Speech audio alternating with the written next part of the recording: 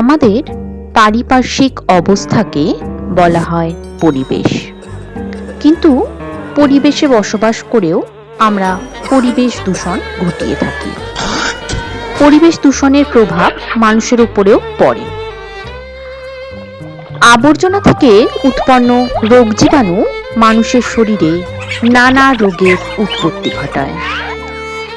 তবে আমরা নানাভাবে পরিবেশকে দূষিত করি, যেমন যত্রতত্র থুতু ফেলা, রাস্তাঘাট পরিষ্কার না রাখা, আবর্জনা স্তূপাকারে জমিয়ে রাখা ইত্যাদি। এর ফলে মানুষের শরীরে নানা রোগ ব্যাধি দেখা দেয় এবং মানুষ চিকিৎসকের দ্বারস্থ হয়। স্তূপীকৃত আবর্জনাতে নানাবিধ রোগ জীবাণু জন্মায়। এই রোগ জীবাণুগুলি মানুষেরই ক্ষতি করে। বিভিন্ন রোগ যেমন জ্বর, ত্বকের সমস্যা, ডায়রিয়া, টাইফয়েড ইত্যাদি মানুষের মধ্যে দেখা যায়।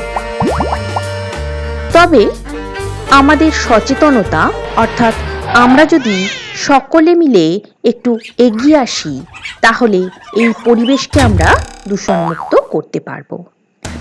প্রাথমিকভাবে আমরা জঞ্জাল পরিষ্কার, আবর্জনা একটি নির্দিষ্ট স্থানে ফেলা ইত্যাদি পদক্ষেপ গ্রহণ করতে পারি।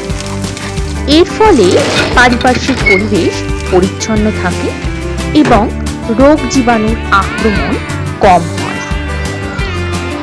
প্রাথমিক সচেতনতা হিসেবে হাত পরিষ্কার রাখা,